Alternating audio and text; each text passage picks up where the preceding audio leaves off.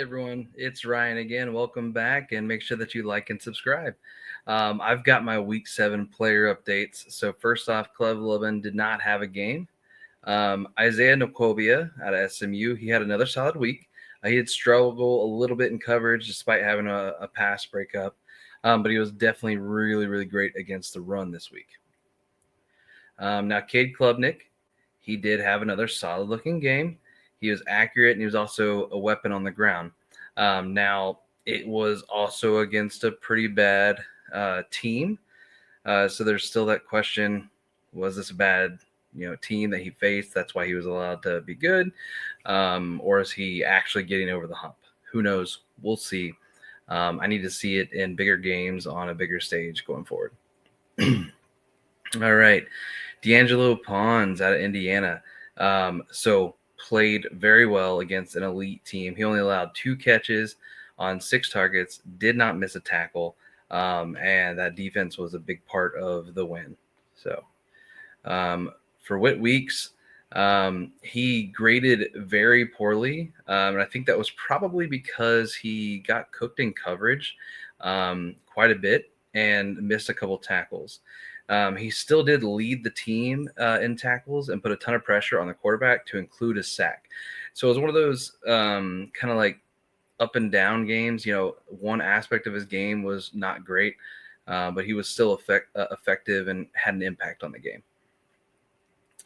Now for the Bearcats, Dante Corleone, the Bearcats had a lead, so UCF didn't run much. And so Dante didn't do a lot in the pass game. He only had 1 pressure on 26 snaps. So that can be a little bit of a problem. But he was still solid against the run. But the problem was because his team got up, they didn't run a lot. So going on to Darius Taylor, the running back out of Minnesota. He was rough on the ground, not very effective, not a lot of yards per carry. It was a pretty strong Purdue defensive line. Now he did double his receiving output for the season with 6 catches on 9 targets and 67 yards. So he still was a weapon. Just the running game wasn't able to get going, so he had to be a weapon in the passing game. All right, so moving on to Joe Royer. Again, our tight end out of University of Cincinnati, who I think can be tight end 1 in this class. He was very solid as a run blocker for this game. He only got 3 targets, but those 3 targets, he got 2 catches, and he had this one big catch. It was a short pass over the middle.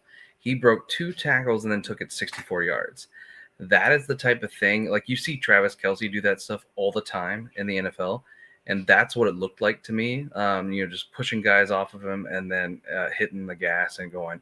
You didn't have quite enough gas to make it all the way to the end zone, but just a great play and an example of what I think he can be in the league. Now my guy, Eric McAllister, wide receiver out of TCU. This was a rough game for TCU, but he still looked great. He had a huge 85-yard touchdown where he just bolted and ended with 156 yards and 2 touchdowns and only 4 catches. Man, he's such a big play yak guy. And he's probably going to end up going round 4, round 5, something like that. But if he goes to a team where they already have an established wide receiver 1, he can absolutely be that guy that takes the top off of defense and can be that big play threat. All right, so Taron Tayo, University of Cincinnati, interior offensive lineman. Now, this was not his best game against the run, but again, it was another huge game in pass pro. He only allowed 1 pressure throughout the game, and Cincinnati's O-line as a whole was really strong. Again, he's one of those players that I think if he gets onto a team, offensive linemen sometimes take a little time to develop in the NFL, but he's coming from Ball State, moving to Cincinnati, and he looks like he is getting better each week. There's certain teams have given him a little more struggle in certain areas, but I think he's an NFL caliber offensive lineman. I honestly think most of the line for University of Cincinnati is. All right, moving on to Brian Parker II. They did not have a game this week. So that brings us to Mark Gronowski, quarterback out of Iowa. The team killed it, absolutely killed it. I believe they won like 37-0 against a very sad Wisconsin team. But he was rather disappointing. He didn't push the ball down the field really at all. He was somewhat inaccurate. So I'm pretty much all the way off that bandwagon. Now, don't get me wrong. A team might draft him or pick him up as UDFA, and he could be that like fun little energy type backup that gets a little play. But I'm not really expecting to see too much. John Michael Gillenborg did not have any snaps. He's injured still. Now, this is not one of my players that I profiled over the summer, but wanted to shout out Gideon Lamprin, the guy we interviewed not too long ago, Bowling Green linebacker, absolute animal. He had I think it was 11 tackles or 13 tackles, didn't have a miss, got a hit on the QB. The MAC named him the Defensive Player of the Week, and he never left the field in his first Battle of I-75 rivalry game, and I'm a Bowling Green grad, so that's a big deal. They were down 21-0, and that defense was able to give enough of a change in the energy to stop them from scoring again. And then they ended up winning, which was phenomenal. So huge game for him. And then my last player, David Bailey, the edge out of Texas Tech. It's gotten to the point where I don't even really need to say anything.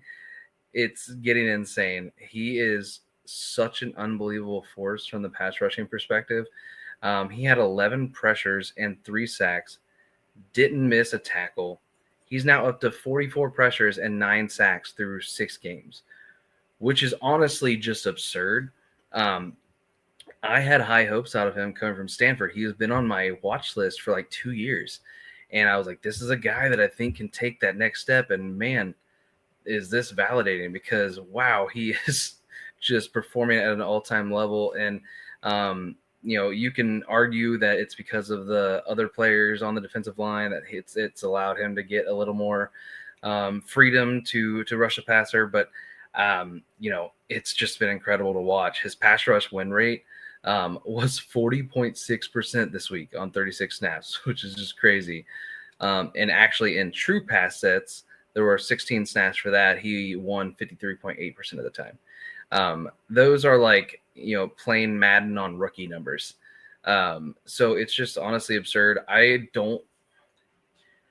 would be very, very surprised if he is not a first round pick. There's guys that are, a little smaller in size, maybe that don't go up that high, but I think he's got enough size. I think he's a first round lock. And I think some team is going to get him and just make him that pass rush specialist right away in year one. And he has the chance to be a big time impact on a probably playoff team, because I don't think he's going to go top half of the first round. He'll probably go the back half of the first round and end up being like just a huge part of a playoff team next year. But that's everything. Be on the lookout. We have a video coming out this week. It's another player interview. Really excited about this one. It was such a great, fun interview. So make sure you like and subscribe, hit those notifications so that way you can get those and see our future interviews. Thanks again.